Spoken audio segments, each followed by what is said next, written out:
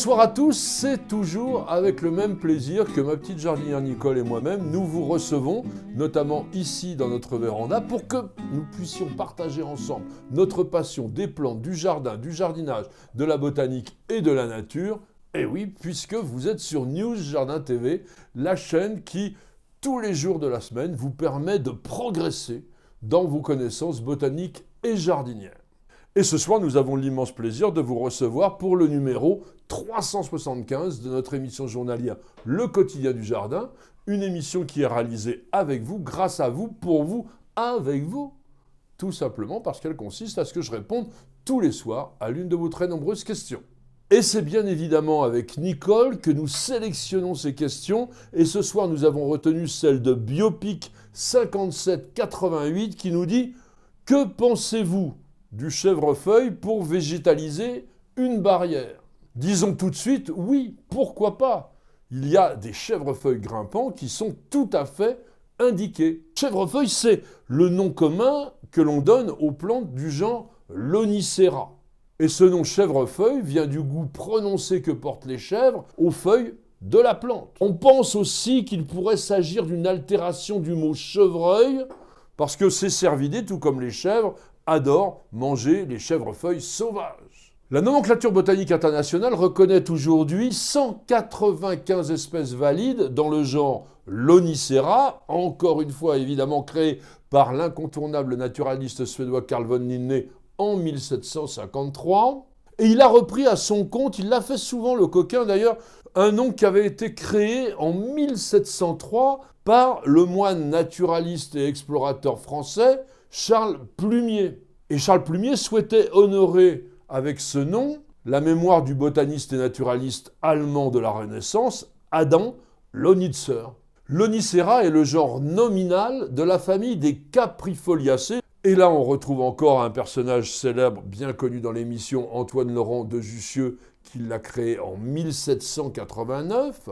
Et pourquoi pas les Loniceraceae ? Eh bien parce que le mot caprifolium était utilisé à la fin du XVIIe siècle, notamment par le botaniste français Joseph Piton de Tournefort, pour désigner ces plantes, du latin capra, chèvre, et folium, feuille. On revient toujours à nos chèvrefeuilles. Et l'on va trouver dans le genre Lonicera pas que des plantes grimpantes, mais également des arbustes tout à fait intéressants que je vous passe rapidement, comme Lonicera fragrantrissima, le chèvrefeuille d'hiver qui a des fleurs blanches extraordinairement parfumées, et ceci dès la mi-janvier.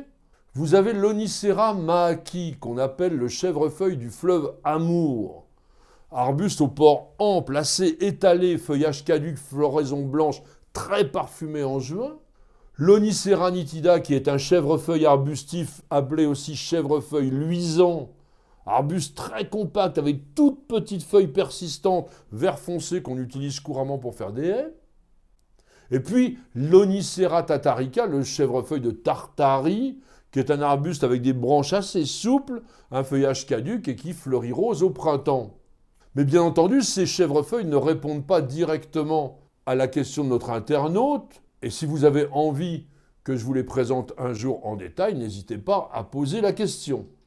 Nous allons donc nous concentrer sur une sélection de chèvrefeuilles grimpants qui vont, eux, convenir tout à fait pour habiller un grillage, voire une clôture ou même un mur. Commençons par Lonicera caprifolium, le chèvrefeuille des jardins, évidemment nommé par Linné en 1753, qui est une grimpante au feuillage caduc, indigène en Europe, et dont les tiges sarmenteuses peuvent atteindre 6 mètres de long. Elle porte des feuilles opposées, comme tous les chèvrefeuilles, de 3 à 10 cm de long, qui sont ovales à obovales, d'un vert parfois un peu grisâtre, et à l'extrémité des tiges, on a des feuilles perfoliées, c'est-à-dire qui sont soudées et traversées par le pétiole. À partir de juin, Lonicera caprifolium porte des fleurs parfumées blanc-crème à jaune, parfois légèrement teintées de rose, qui sont réunies en bouquets sur les pousses axillaires. Plante extrêmement rustique, moins 20 degrés. Lonicera écrotille. a été décrit et nommé en 1919 par le jardinier botaniste anglais Arthur Osborne. On le considère parfois comme un hybride entre l'Onicera americana et l'Onicera sempervirens. C'est une plante grimpante aux tiges grêles de 4 à 5 mètres de long qui porte des feuilles évidemment opposées qui sont caduques ou semi-persistantes si l'hiver est doux. Ces feuilles mesurent de 2 à 6 cm de long, elles sont oblongues et celles qui sont situées à l'extrémité des tiges sont soudées. De juillet à septembre, vous allez avoir des fleurs très parfumées de 2 à 4 cm de long, tubulaires et avec 2 lèvres roses à l'extérieur et jaune orangé à l'intérieur. Ces fleurs sont suivies de baies rouges vifs. La plante résiste à moins 20 degrés. L'Onicera ecruti a donné quelques cultivars particulièrement intéressants, à commencer par American Beauty, qui porte des boutons floraux tubulaires rose-mauve qui vont s'épanouir jaune-orangé. Quant à Firecracker, il est plus trapu, il mesure entre 2 et 3 mètres de long, avec un feuillage glauque qui met très très bien en valeur des fleurs très parfumées, de couleur pêche, et qui se nichent au cœur de la coupe formée par les feuilles soudées à l'extrémité des tiges. Quant à Gold Flame, il est plus vigoureux que l'espèce, avec des fleurs plus brillamment colorées. L'Onicera japonica, le chèvrefeuille du Japon, est également appelé le chèvrefeuille blanc ou chèvrefeuille chinois. C'est une espèce originaire de l'Est de l'Asie qui a été décrite et nommée en 1784 par l'explorateur et naturaliste suédois Carl Peter Thunberg. L'Onicera japonica est une liane très vigoureuse, avec des feuilles persistantes ou semi-persistantes s'il fait vraiment très froid. Elles sont bien sûr opposées, elles mesurent de 4 à 8 cm de long, elles sont ovales mais parfois profondément lobées. Quant aux tiges souples, elles atteignent jusqu'à 10 mètres de long. Et puis de juin à septembre, vous allez voir à l'aisselle des feuilles des fleurs tubulaires à 2 lèvres de 2 à 4 cm de long qui sont extrêmement odorantes. Elles attirent les insectes pollinisateurs et elles sont blanches puis évoluent vers le jaune et souvent légèrement teintées de violet. Quant aux baies, elles sont bleu-noir. La plante est aussi rustique que les autres, moins 20 degrés. Mais attention, l'Onicera japonica est une plante fortement envahissante et considérée comme une peste végétale redoutable sur la plupart des continents. Il existe de nombreux cultivars dont certains sont particulièrement ornementaux comme Oreo reticulata dont les feuilles sont joliment veinées de jaune, plante qui atteint 6 mètres et qui est un peu moins rustique autour de moins 15 degrés.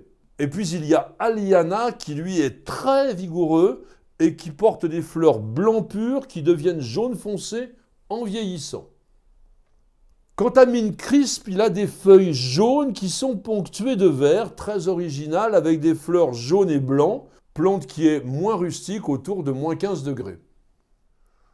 Voyons maintenant l'Onicera periclymenum, le chèvrefeuille commun ou chèvrefeuille des bois, qui porte pas mal d'autres noms vernaculaires assez originaux comme broquebique, broute biquette, herbe à la neige ou herbe de la Pentecôte. C'est une espèce européenne qui a été décrite et nommée par Linné en 1753. Et là, il s'est inspiré du grec qui signifie « baigner tout autour », parce que là aussi, à l'extrémité des tiges, vous avez des feuilles qui sont soudées à la base et qui vont retenir l'eau comme dans une coupe. Le chèvrefeuille des bois est une plante grimpante vigoureuse qui atteint 7 mètres avec des feuilles caduques, opposées bien sûr, ovales, qui mesurent de 2 à 6 cm de long, et il est extrêmement rustique, à minima moins 25 degrés.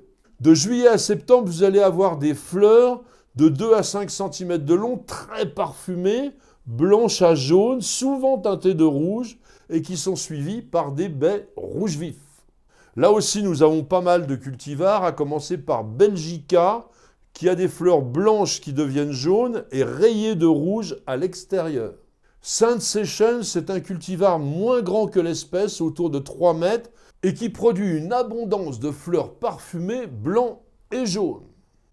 Quant à Serotina, il est très vigoureux, il atteint 5 mètres et il porte des fleurs blanc crème et rouges fortement parfumées. Et puis nous terminerons notre passage en revue des meilleurs chèvrefeuilles grimpants avec l'Onicera X Brownie Dropmore Scarlet. C'est un cultivar hybride, donc un croisement de l'Onicera sempervirens et l'Onicera hirsuta, dont le feuillage est semi-persistant si l'hiver est doux. La plante est assez compacte, elle mesure autour de 3 mètres et surtout produit de magnifiques fleurs en trompettes rouge-orangé de juin à juillet et puis en septembre.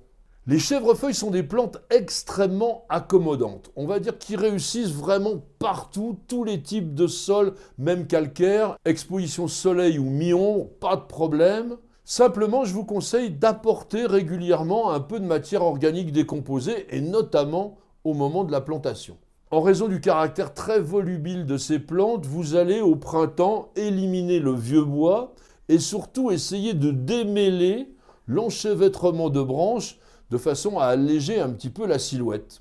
Une précaution à prendre aussi, regardez bien au printemps, généralement vous avez des chapelets de pucerons qui s'agglutinent à l'extrémité des jeunes pousses, contentez-vous simplement de les couper et jeter ces pucerons de façon à les éliminer naturellement si je puis dire.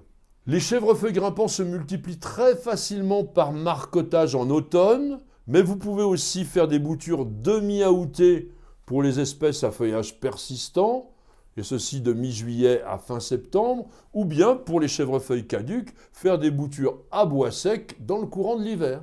Côté anecdotique, dans le langage des fleurs, il est évident que l'enchevêtrement des tiges des chèvrefeuilles grimpants symbolise les étreintes amoureuses, mais aussi l'amour durable. Donc offrir du chèvrefeuille, c'est exprimer ni toi sans moi, mais aussi une amitié qui va résister au temps, voire un amour doux et secret, ou pourquoi pas le début de l'amour ou de l'amitié. Et je vous propose de respecter la tradition et de terminer l'émission avec une jolie phrase. Elle a été écrite par Guy de Maupassant dans son livre Clair de lune, paru en 1883. Le chèvrefeuille géant grimpé sur le mur de la maison exhalait des souffles délicieux et comme sucrés, laissant flotter dans le soir tiède une espèce d'âme parfumée. Merci à tous et à chacun de nous avoir suivis. J'espère que vous avez été intéressés par les chèvrefeuilles. Ce sont des plantes très faciles, parfois un petit peu encombrantes, il est vrai, qui attirent merveilleusement les pollinisateurs et qui sentent délicieusement bon. Donc beaucoup de qualité. Et en tous les cas, merci beaucoup d'avoir posé cette question. Grâce à elle, nous constituons, et ceci de jour en jour, une magnifique encyclopédie des plantes et du jardin en vidéo. Madame, monsieur, je vous souhaite de passer une excellente soirée et je vous donne rendez-vous dès demain pour de nouvelles aventures jardinières et bien sûr pour un nouveau numéro de notre émission journalière Le Quotidien du Jardin. C'est sur News Jardin TV et nulle part ailleurs.